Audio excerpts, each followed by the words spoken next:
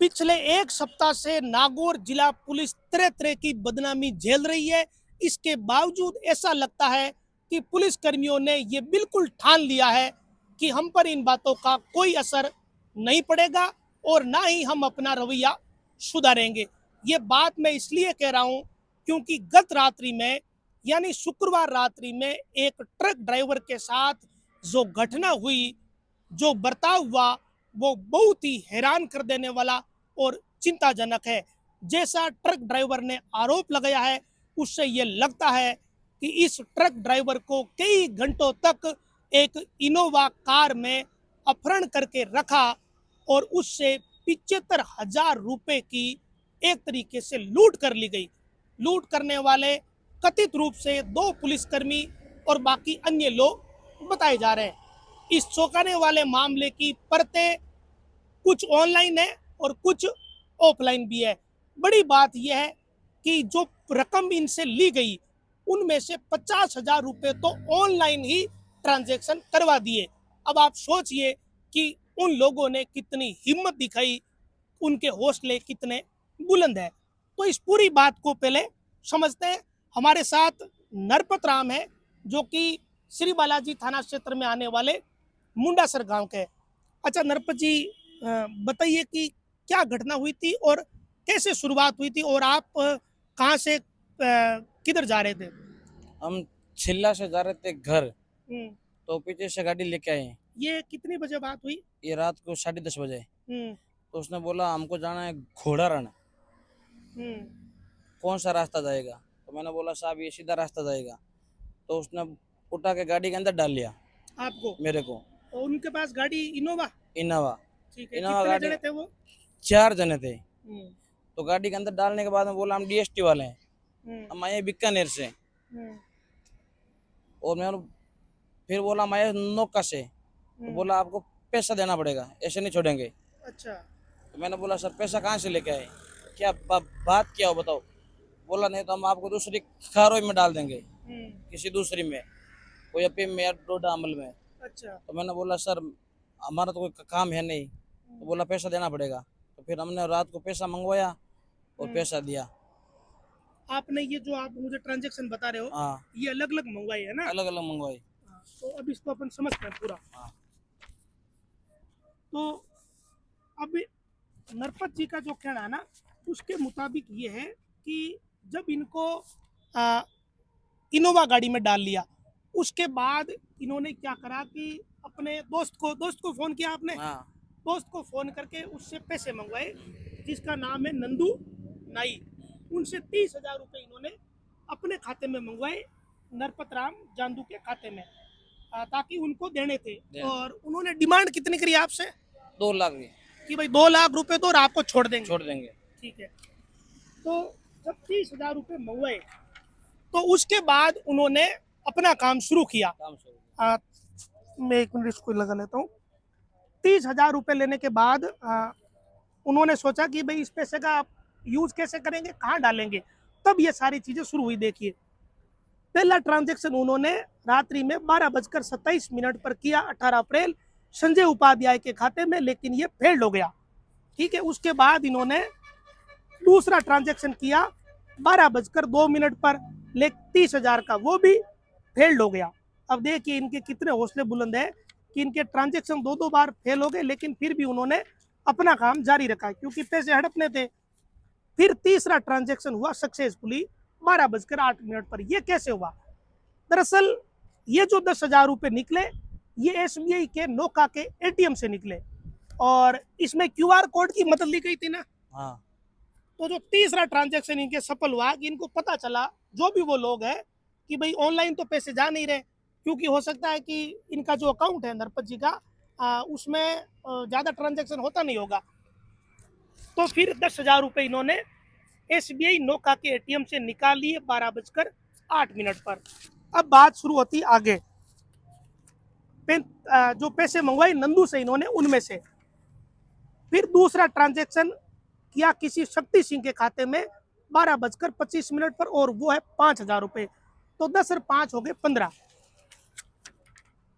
फिर एक और विड्रॉल लगाया वैसे ही क्यूआर कोड से नोका के एटीएम पर, 10,000 रुपए का 12:24 पर, लेकिन ये फेल हो गया। अगला उन्होंने फिर कोशिश करी तो 10,000 रुपए का ये ट्रांजैक्शन सफल हो गया। अब आप आगे बढ़िए। अगला और 10,000 रुपए का 12:13 पर फिर 10,000 रुपए निकाल ली। इनके क्यूआर कोड से निकाल रहे हैं, क्योंकि इनके ही खाते में पैसे मंगवाए थे नंदू से आपने ना।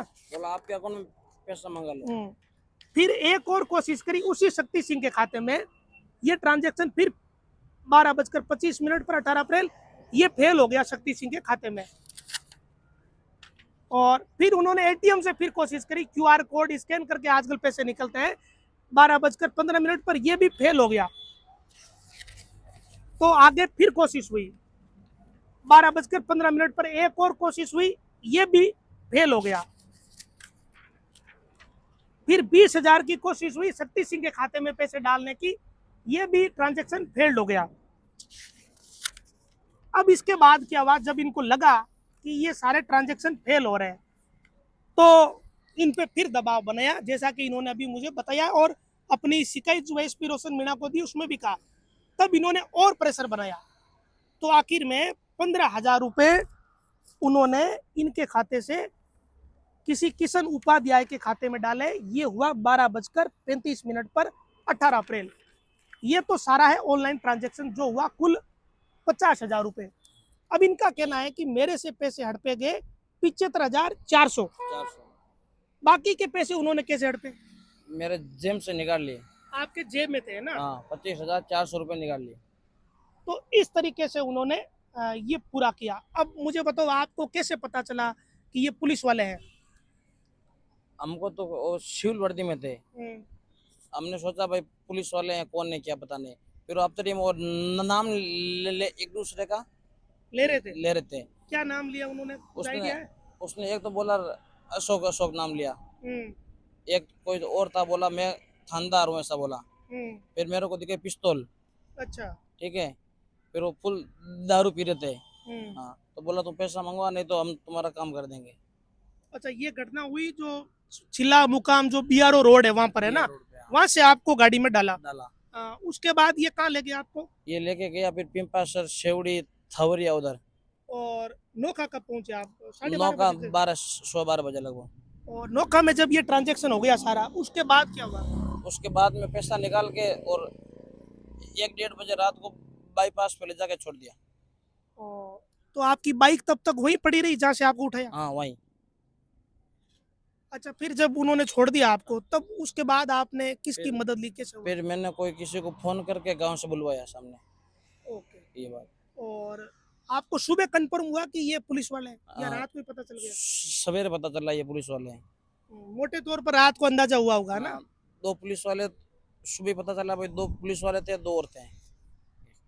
तो ये नरपत जी की कहानी है, लेकिन अब इसमें आगे कुछ और बताता हूँ, वो और ज़्यादा चिंताजनक है। वो चिंताजनक इसलिए है कि पहले से नागौर की डीएसटी पर दाग लगे हुए हैं, मेड़ता की डीएसटी पे दाग लगा हुआ है, क्योंकि वहाँ 8 डंपर पकड़े गए, फिर किसी और ने छोड़े, उसकी जांच चल रही है।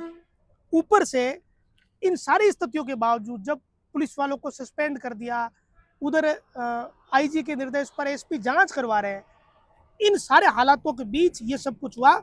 और जो लिखित में शिकायत अभी इन्होंने एसपी रोशन मीणा को दी है, तो उन्होंने ये आश्वासन दिया कि हम जांच करवाएंगे। यही कहा एसपी साहब ने? ठीक है। तो अब जो ये इन्होंने आरोप है इनके, जो कि एफआईआर में है, वो बड़े गंभीर है। उसमें ये दावा है इस शिकायत में कि उन पुलिस वालों के साथ एक वो व्यक्ति है जिसके खिलाफ एनडीपीएस एक्ट के मुकदमे दर्ज है।